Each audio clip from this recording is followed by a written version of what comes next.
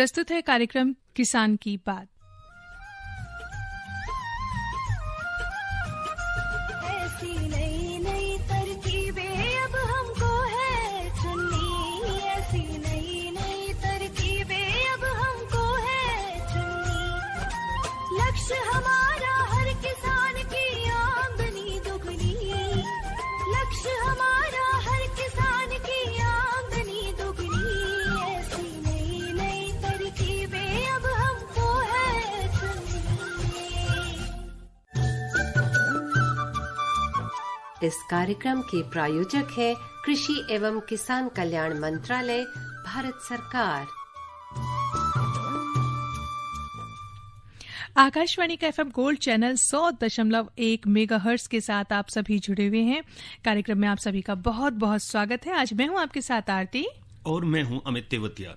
जी हाँ, एक बार फिर से आपके लिए एक ऐसा कार्यक्रम लेकर आए हैं जिसमें आपको मिलेगी ढेर सारी जानकारी, और जानकारी सिर्फ आज के विषय से जुड़ी हुई नहीं होगी, बल्कि एक कुछ खास रिपोर्ट भी आपके लिए आज हम लेकर आए हैं। तो सबसे पहले शुरुआत कर देते हैं कि आखिर आज क्या विषय हम लेकर आए हैं आपके लिए। आरती, हमारे श्रोता निश्चित रूप से लगातार हमारे कार्यक्रम से जुड़े रहते हैं और उन्हें इंतजार होता है कि आज किस बात पर चर्चा होगी। हम अपने स्टूडियो में आमंत्रित करते हैं वैज्ञानिकों को, विशेषज्ञों को बुलाते हैं, डॉक्टर्स को बुलाते हैं। उद्देश्य एक ही है कि कार्यक्रम किसान की बात के माध्यम से इस देश के जो किसान हैं, जो कृषि कर रहे हैं, उनका मार्गदर्शन होता रहे। घर बैठे उन्हें रेडियो के माध्यम से वो सभी अपनी समस्याओं का जो समाधान पाते रहें, जो हमारे देश के वैज्ञानिक लेबोरेटरीज में करते हैं। आज भी हमने विशेषज्ञों को आमंत्रित किया है। आपने जैसा कहा कि विषय की ओर हम लेके चलते हैं, तो हमारा विषय है कि धान की फसल में कीट नियंत्रण। इस समय हमारे जो किसान भाई हैं, उन्होंने धान लगाया हुआ है। कहीं कहीं बालियां आ रही हैं, कहीं हमारी फसल तैयार है कि बालियां आने वाली हैं। लेकिन ऐसे में बहुत सारे कीट भी हमारी फसल में आ जाते हैं। अच्छा उत्पादन लेने के लिए इनका नियंत्रण बहुत जरूरी है। बहुत जरूरी, बिल्कुल। और इसी विषय पर बात करने के लिए हमने स्टूडियो में आमंत्रित किया है डॉक्टर सचिन एस सुरोशे को, जो कि प्रधान वैज्ञानिक है कीट विज्ञान संभाग, भारतीय कृषि अनुसंधान संस्थान, पूसा, नई दिल्ली में। डॉक्टर साहब, आपका बहुत बहुत स्वागत है कार्यक्रम में। नमस्कार। जी, तो कार्यक्रम की शुरुआत करते हैं और सबसे पहले यही जानना चाहेंगे कि डॉक्टर साहब, धान की फसल में इस समय, जैसे कि अभी अमित जी ने बताया कि बालें लगना शुरू हो चुकी हैं, कुछ समय उनको हो चुका है, तो ऐसे समय में कीट क्या उनमें आना शुरू हो चुके होते हैं या अभी पहले से उनकी तैयारी नियंत्रण के लिए करनी चाहिए? जैसा कि आपने बताया, अभी ज़्यादातर इलाकों में बालियां निकल आई हैं। कहाँ निकलने वाली होंगी या अभी निकलने में होगी। तो सबसे पहले हमारा जो मुख्य उत्तर भारत में सबसे बड़ी जो कीट है तनछेदक। तो इसकी जो प्रारंभिक अवस्था में, ये जब वानस्पतिक अवस्था होती है, उसमें उसके गोप को काटती है उसकी सुंडी, तो उससे मृतगोप पाया जाता है। लेकिन अब वो अवस्था अभी देखने को मिलेगी नहीं। लेकिन जब बाली को भी वो काट सकता है, तो बाली काटने से फिर बालियों में दाना भरता नहीं है और बालियां सफेद रह जाती है। तो ऐसे बालियों को आप हाथ से खींच लेते हो तो आराम से निकल आती है। तो ये एक अवस्था है। और फिर एक जब बालियां निकल आई तो उस पर एक गंदी बग नाम की एक कीट आ सकती है। फिर जब दाना भरने में जब दूधिया अवस्था होती है, तो उसमें से ये कीट के जो शिशु और वैक्स होते हैं, उसमें से दाने में से रस चूसते हैं। फिर वो दाने भरते नहीं है और उसमें फिर सफेद से छेद भी पाए जाते हैं। और पत्ती लपेटक एक जो कीट है, उसकी पंजाब में एक लास्ट महीने हमारी एक टीम गई थी, उन्होंने देखा था कि उसका प्रभाव है। लेकिन इसका प्रभाव अगर 20% से कम है तो चिंता की बात नहीं है। अगर 20% से ज़्यादा है तो फिर किसानों को कुछ उसका रोकथाम के लिए कुछ करना पड़ेगा।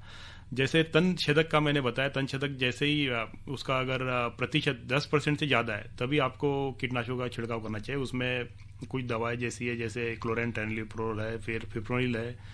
फिर उसका करीब से करीब 18 से 20 किलो प्रति एक हेक्टर के दर से आप उसका छिड़काव कर सकते हैं। अगर 10% से ज़्यादा ये उसका डैमेज है तो।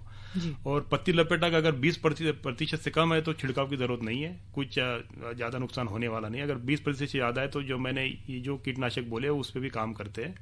अगर गंदी बगर आता है तो अगर अभी पता नहीं चलेगा, 10-15 दिन के बाद जब दाना भरना शुरू हो जाएगा, उसमें दूधिया अवस्था आएगी, तो गंदी बग उसमें से मैंने पहले जैसे बताया रस चूसता है, फिर दाने भरते नहीं है। तो उसके लिए मेलाथियोन 5% डस्ट है, उसका भुड़काव किसान कर सकता है। और इसी के साथ साथ जैसे हमारे आईसीआर ने एक टीम गठित की थी, अभी सदर्न डॉर्फ वायरस के नाम से नई बीमारी चावल में पाई गई है, जो पंजाब, हरियाणा और उत्तराखंड से रिपोर्ट किया गया है। लेकिन इसकी समस्या 5 से 10% तक ही थी। लेकिन इसका जो वेक्टर है, जैसे इस संक्रमण करता है, वो सफेद पीठ वाला भूरा फुदका।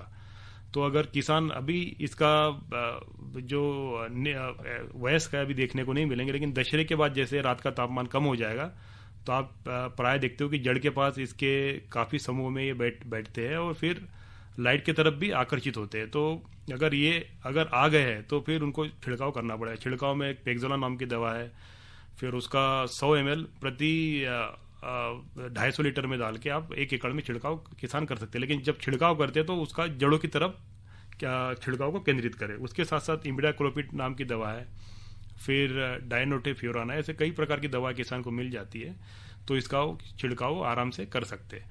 लेकिन ये जो चावल में जो बौनापन आया है, अभी इस बार बारिश कम थी तो उसका प्रकोप कम हुआ, लेकिन अगर बारिश ज़्यादा होती और कीट अगर पहले आता, जैसे मैंने पहले बताया कि सफ़ेद पीट वाला जो फुदका है, अगर वो आएगा तो फिर उसकी बीमारी बढ़ सकती है। तो किसान वो आते ही छिड़काव करे, यही मैं बताना चाहूँगा किसानों को। जी डॉक्टर साहब, जैसे कि आपने कहा कि बारिश भी हो रही है और अब हम सभी जानते हैं कि बीते दिनों में बारिश हुई है। अगर उत्तर प्रदेश क्षेत्र की बात करें, आसपास के इलाकों की भी बात करें, तो वहाँ पे बारिश होने से क्या ये जो कीट हैं ये बढ़ेंगे या कम होंगे? क्या प्रभाव पड़ेगा फसलों पर, धान की? जब ज़्यादा बारिश होगी तो उस टाइम में उनकी काफ़ी अवस्थाएं होती है। जैसे कुछ कीटों में अंडे की अवस्था होती है या फिर शिशु की अवस्था है, तो एक ज़्यादा बारिश में बह जाती है। लेकिन अगर बारिश के बाद जब ह्यूमिडिटी, जिसको आर्द्रता हम बोलते हैं, अगर वो बढ़ गई तो फिर कुछ जो कीट है, जैसे मैंने बताया, जैसे फुदका है, फिर पत्ती लपेटक है, तना छेदक है, इसका प्रकोप बढ़ सकता है।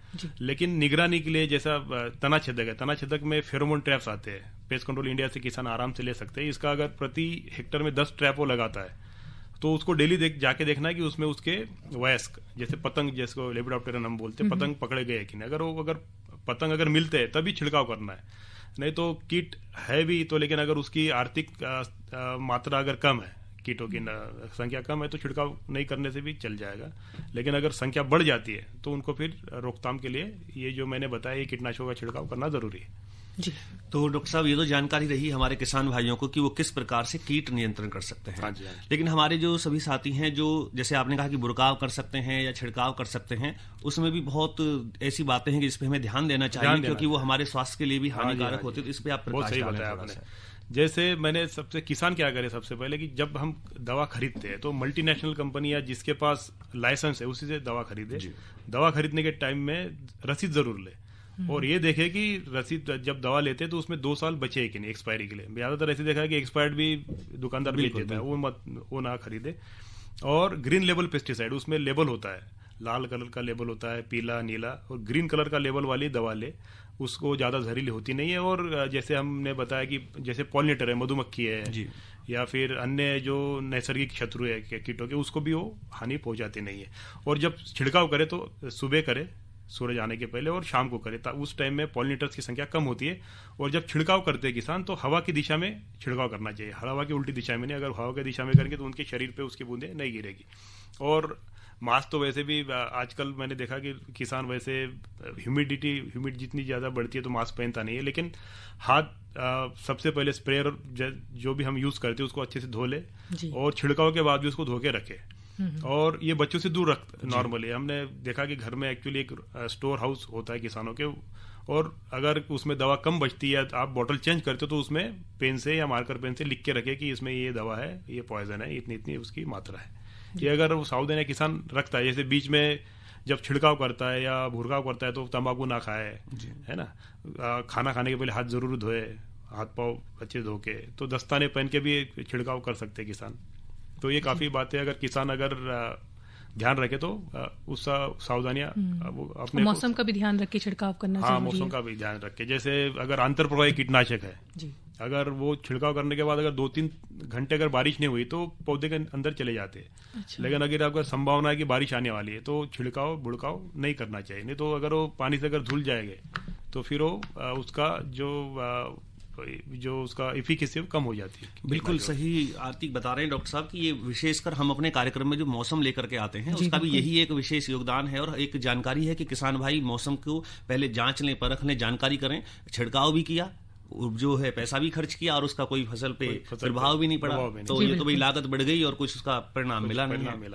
तो डॉक्टर साहब, हम आपसे लगातार बातचीत करते रहेंगे, लेकिन अभी भाई हम बात करते हैं कि हम जानते हैं कि विश्व में हम दुग्ध उत्पादन में अग्रणीय हैं, प्रथम स्थान पर पहुंच रहे हैं, और इस मेहनत का जो सारा का सारा श्रेय है वो हमारे किसान भाइयों को जाता है, लेकिन उतना ही कदम से कदम मिलाकर सहयोग दिया है देश के वैज्ञानिकों ने, डॉक्टर्स ने, जिन्होंने प्रयोग किया और उन्होंने लेबोरेटरी से उस प्रयोग को हमारे कार्यक्रम के माध्यम से कहें, स्वयं कहें, जागरूक किया किसान को। और आज प्रत्येक जो किसान है वो मिश्रित खेती कर रहा है, जो ज्यादातर गांव में है कि उनके पास भाई गाय भी हैं, भैंस भी हैं, बकरी भी हैं, और उन्होंने इतना प्रयत्न किया कि आज भारत को विश्व की अग्रणीय पंक्ति में ला करके खड़ा कर दिया कि आज हम बिल्कुल पहले स्थान पर जो है उत्पादन में है दूध के में। तो ऐसी ही एक रेडियो रिपोर्ट हम आप तक पहुंचा रहे हैं IDF के माध्यम से, जो विश्व डेयरी समिट 2022 पर आधारित है। जी हाँ, बिल्कुल। आइए पूरा एक जो ये रिपोर्ट जो हमने तैयार की है, जो शुरुआत हुई थी इस कार्यक्रम की, विश्व डेयरी समिट 2022 की 12 तारीख को शुरुआत हुई थी और आज इसका समापन दिवस है। तो क्या कुछ पूरा इन दिनों में रहा है, पूरा सब कुछ समेट कर आपके लिए इस रिपोर्ट में लेकर आए हैं। आइए सुनते हैं। दिनांक 12 सितंबर 2022 से 15 सितंबर 2022 तक उत्तर प्रदेश के ग्रेटर नोएडा में अंतर्राष्ट्रीय दुग्ध उत्पादक संघ एवं भारतीय डेयरी विकास बोर्ड और मत्स्य पालन, पशुपालन और डेयरी मंत्रालय द्वारा IDF विश्व डेयरी समिट 2022 का आयोजन किया गया है। इस डेयरी समिट में लगभग 50 देशों की 1500 सहकारी और निजी दुग्ध उत्पादक कंपनियां भाग ले रही हैं। इस समिट का उद्घाटन माननीय प्रधानमंत्री श्री नरेंद्र मोदी द्वारा किया गया।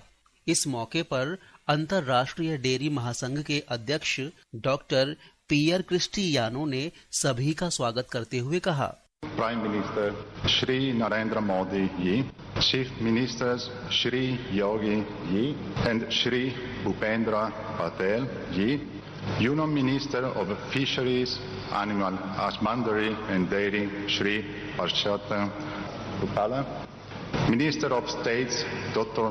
Dalia and Dr. Murugan, President of Indian National Committee and the Secretary Shri Span, and dear Minesh Shah and officers of NDDB, our dear Indian hosts, international guests, ladies and gentlemen, welcome to the IDF World Dairy Summit 2022. This is not ordinary opening. This is the comeback of IDF World Dairy Summit after 2 years of recess due to the pandemic. This full auditorium, the extraordinary exhibition center, the quality of the program, panelists and public speak out about the unequal recovery capacity and resilience of the global dairy sector. इस अवसर पर केंद्रीय मत्स्य पालन, पशुपालन और dairy मंत्री श्री परसोत्तम रुपाला ने अपने उद्बोधन में कहा, वर्ल्ड डेयरी समिट 2022 48 साल के बाद भारत में आयोजित हो रहा है और जब 1974 में ये समिट यहाँ हुआ था तब हमारा दूध का प्रोडक्शन 23 मिलियन था और आज जब हम इस समिट को कर रहे हैं तो 220 मिलियन टन यानी कि 10 गुना दूध की वृद्धि। और आपका जो स्लोगन है आत्मनिर्भर भारत का, जो 74 में दूध उत्पादन हो रहा था वो हमारी मांग के अनुरूप में कम था और आज हम एक्सपोर्ट करने की स्थिति में हैं, सो संपूर्ण आत्मनिर्भर अंग के रूप में आज बड़े गरिमा का विषय है। सब इस डेयरी का थीम है dairy for nutrition and livelihood, nutrition के लिए और रोजगारी के लिए, अपना जीवन यापन चलाने के लिए डेयरी का क्या प्रयोजन है, उसी थीम पर ये समिट का आयोजन किया गया है। डेयरी की जब भी चर्चा होती है तो उसमें दूध ही आता है, दूध और दूध के रिलेटेड और चीज, माखन, घी वगैरह की बात होती है। अब गोबर को भी क्रय करके उसका भी आमदनी किसानों को कैसे मिले, इनके लिए गोबरधन योजना भारत में पहली बार चल पड़ी है। बताते हुए बड़ा हर्ष हो रहा है कि अगली हमारे डेयरियों की जब AGM होगी तो उसमें दूध की आय के साथ साथ गोबर की आय का जिक्र भी होना शुरू हो जाएगा। धन्यवाद। जय हिंद। इस अवसर पर सभी को संबोधित करते हुए माननीय प्रधानमंत्री श्री नरेंद्र मोदी ने पशुपालन द्वारा पशुपालकों की आय में वृद्धि, डेयरी उद्योग में महिलाओं की भागीदारी और उनके सशक्तिकरण पर जोर देते हुए अपने वक्तव्य में कहा, मैं वर्ल्ड डेयरी समिट में अपने किसान साथियों का स्वागत करता हूं, उनका अभिनंदन करता हूं। साथियों, पशुधन और दूध से जुड़े व्यवसाय भारत की हजारों वर्ष पुरानी संस्कृति का अभिन्न हिस्सा रहा है। हमारी इस विरासत ने भारत के डेयरी सेक्टर को कुछ विशेषताओं से सशक्त कर दिया है। साथियों, विश्व के अन्य विकसित देशों से अलग भारत में डेयरी सेक्टर की असली ताकत छोटे किसान है। भारत के डेयरी सेक्टर की पहचान मास प्रोडक्शन से ज्यादा प्रोडक्शन बाय मासिस की है। भारत में डेयरी सेक्टर से जुड़े अधिकांश किसानों के पास या तो एक पशु है, 2 है या 3 पशु है।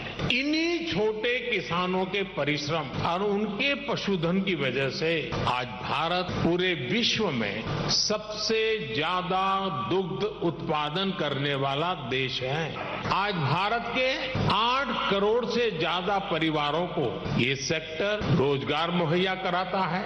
आपको भारत के डेयरी सेक्टर की 3 यूनिकनेस जो इसकी पहचान, छोटे किसानों की शक्ति, कोऑपरेटिव की शक्ति और भारतीय नस्ले पशुओं की शक्ति मिलकर एक अलग ही ताकत बनती है। लेकिन भारत के डेयरी सेक्टर की एक चौथी यूनिकनेस भी है जिसकी उतनी चर्चा नहीं हो पाती। विदेश से आए हमारे मेहमान संभवतः ये जानकर के हैरान हो जाएंगे कि भारत के डेयरी सेक्टर में विमेन पावर 70% वर्कफोर्स का प्रतिनिधित्व करती है। भारत के डेयरी सेक्टर की असली कर्णधार विमेन्स है, महिलाएं हैं। इतना ही नहीं, भारत के डेयरी कोऑपरेटिव में भी 1/3 से ज्यादा सदस्य महिलाएं ही। आप अंदाजा लगा सकते हैं, भारत में जो डेयरी सेक्टर 8.5 लाख करोड़ रुपए का है, जिसकी वैल्यू धान और गेहूं के कुल प्रोडक्शन से भी ज्यादा है, उसकी ड्राइविंग फोर्स भारत के ग्रामीण क्षेत्र में रहने वाली महिलाएं हैं, हमारी माताएं हैं, हमारी बेटियां हैं।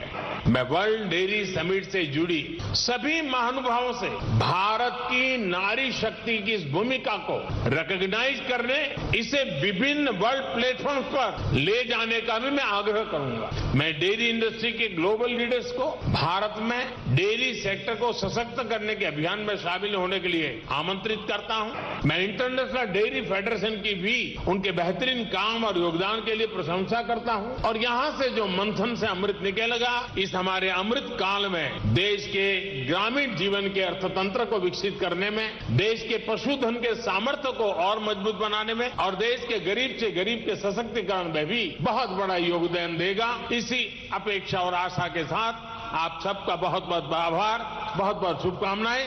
धन्यवाद।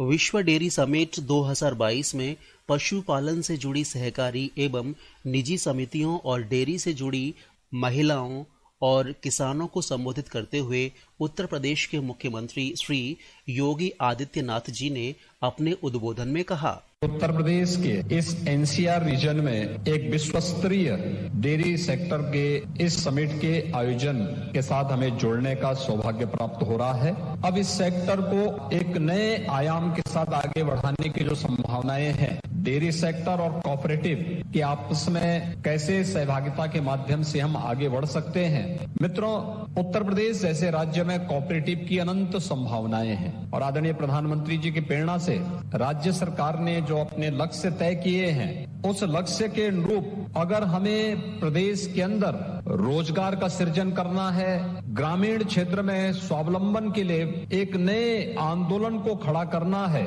तो सहकारिता और डेयरी दोनों सेक्टर को एक साथ मिलकर के हमें आगे बढ़ाना पड़ेगा। और ये सभी संभावनाएं उत्तर प्रदेश के अंदर हैं। हम लोगों ने अगले 5 वर्ष के अंदर हर परिवार के उस सदस्य को, जिस परिवार को अब तक किसी भी शासकीय या निजी क्षेत्र में कहीं कोई नौकरी, रोजगार या स्वतः रोजगार नहीं प्राप्त हुआ है, उस परिवार के हर एक सदस्य को रोजगार उपलब्ध करवाने की दिशा में एक कदम उठाना है। इस दिशा में महत्वपूर्ण भूमिका सहकारिता और डेयरी सेक्टर की हो सकती है। वर्ल्ड समिट को उत्तर प्रदेश के अंदर एनसीआर रीजन में करने के लिए हृदय से धन्यवाद देते हुए आप सभी देश और दुनिया से आए हुए प्रतिनिधियों का हृदय से इस कार्यक्रम में सहभागिता सुनिश्चित करने के लिए स्वागत करता हूं, अभिनंदन करता हूं। इस पूरे आयोजन के प्रति अपनी शुभकामनाएं देता हूं। धन्यवाद। जय हिंद। विश्व डेयरी समिट 2022 में पशुपालन और डेयरी से जुड़ी कंपनियों द्वारा प्रदर्शनी भी लगाई गई। कुछ कंपनियों के स्टॉल पर विशेषज्ञों से बात की तो उन्होंने बताया। मेरा नाम है Sajith Nair, I am the technical director of the company. हमारा कंपनी का नाम है जोजर इंजीनियर्स इंडिया प्राइवेट लिमिटेड। हम डेयरी का उद्योग में पूरी मशीनरी हम बनाते हैं जिससे फार्मर का दूध लें, प्रोसेस करें और उसको मार्केट में बेच दें। और ये कंपनी हमारा है पुणे में, लगभग 25 साल हो गए इस फील्ड पे। और हमारा ये है कि हम कस्टमाइज डिज़ाइन देते हैं। कस्टमाइज मतलब फार्मर्स को जो ज़रूरत है वो हम उनको समझा देते हैं, उनसे हम लेते हैं डिटेल, आपके पास क्या है क्या नहीं है। फिर हम उसको क्या करते हैं, अपने डिटेल इंजीनियरिंग सेक्शन में वर्कआउट करते हैं और उनको बेस्ट से बेस्ट क्या सुविधा दिए जाएंगे और मशीनरी में और अदर फैसिलिटीज़ में हम उनको दिए जाते हैं। अगर उनको समझने में दिक्कत होते हैं तो हम उसको क्या करते हैं, हमारा एक डेमो प्लान रहते हैं, वहाँ पे उनको लेके जाके हम वो डेमो भी दिखाते हैं। मेरा नाम श्रीजित नायर है और मैं मिल्मा का मार्केटिंग कंसल्टेंट हूँ। हमारा ब्रांड मिल्मा तो केरला से है, Kerala cooperative milk marketing federation. हमारा तो वाइड रेंज ऑफ प्रोडक्ट्स है। हमारा वो मिल्क और मिल्क वैल्यू एडेड प्रोडक्ट्स हैं। हमारा स्टेट ही हाईएस्ट, जो फार्मर्स को हाईएस्ट प्राइस वैल्यू देते हैं मिल्क को। We pay 83% of the milk value price to the farmers. हमारा तो procurement almost 16 lakh litres per day है। उसमें से हम मिल्क वैल्यू प्रोडक्ट्स भी करते हैं। हमारा जो फेवरेट और फास्ट मूविंग प्रोडक्ट्स जैसा अपार्ट फ्रॉम मिल्क घी, पेडास है हमारा पास। वी ऑल्सो हैव बहुत सारे रेंज ऑफ आइसक्रीम वेरिएंट्स है हमारे पास। मिल्क पाउडर्स है, फ्लेवर्ड मिल्क भी है हमारा। अभी जो यहाँ पे IDF सम्मेलन हो रहा है तो वो 48 इयर्स के बाद ही हो रहा है, तो बहुत खुशी है। It is actually a proud moment for Milma all the way coming from Kerala. इस डेयरी समिट में आए कुछ किसान और पशुपालकों से बात की तो उन्होंने अपने अनुभव साझा करते हुए कहा। मेरा नाम श्रीशैल सिद्धप्पा आळूर, कृषि कल्याण नगर, आइट गोडीहाल, पोस्ट बरडोल, तालुक चडचण, इंडी डिविजनल, विजापुर डिस्ट्रिक्ट, कर्नाटक से मैं आते। 2 दिवस झाले। यह दिल्ली राष्ट्र राजधानी में विश्व डेयरी श्रृंग सभा बहुत अच्छा चलता है। डेयरी श्रृंग सभा में मिल्क प्रोडक्ट आणि मिल्क उप उत्पन्न का बहुत माहिती देते हैं। यह महिला संघ उत्पादना डेयरी का बहुत अच्छा है। ये सेमिनार बहुत अच्छा है। मेरे के लाभ बहुत है। एक किसान मिल्क प्रोड्यूसर काय डिविजनल उत्पादन ಮಾಡಬೇಕು ಅನ್ನೋದು ಹೇಳ್ತಾ ಇದ್ದಾರೆ। मेरा नाम मंजीत कौर है। मैं सखी महिला मिल्क प्रोड्यूसर कंपनी की चेयरमैन हूँ। हम अलवर जिले से और राजस्थान से। तो हमारा जो सखी महिला मिल्क प्रोड्यूसर कंपनी है, इसकी शुरुआत हमने 10 SHG महिलाओं से करी थी। उससे बढ़कर आज हमारी 36,000 महिलाएं इस सखी में काम कर रही हैं। हमारा पर्टिकुलर काम है कि जो महिलाएं हैं वो दूध अपना एक हमने मिल्क पॉइंट बना रखा है। पूरे गांव का दूध एक मिल्क पॉइंट पे आता है, जो कि वो वहाँ से इकट्ठा होकर दूध फिर गाड़ी आती है, गाड़ी से जाकर हमारा दूध हमारा चिली सेंटर है उस पे जाता है। चिली सेंटर से फिर आगे डिस्ट्रीब्यूट होता है।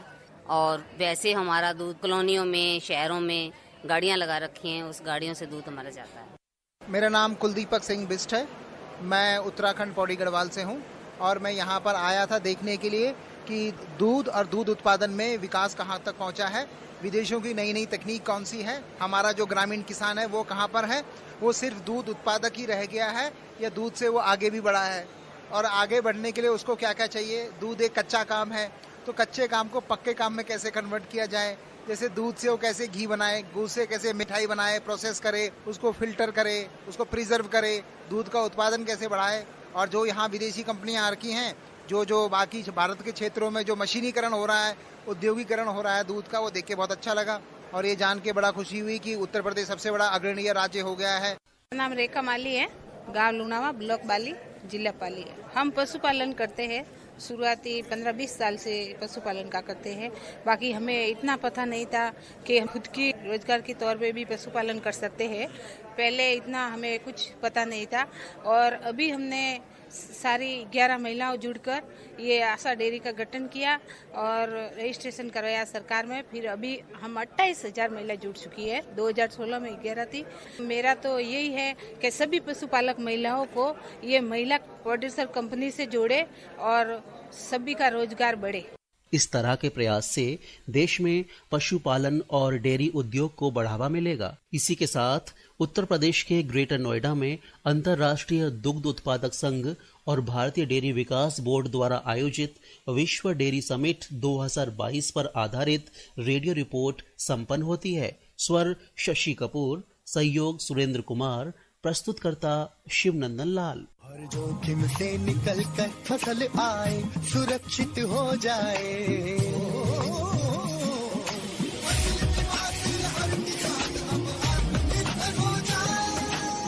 संकट के समय प्रधानमंत्री फसल बीमा योजना किसानों के लिए वरदान है।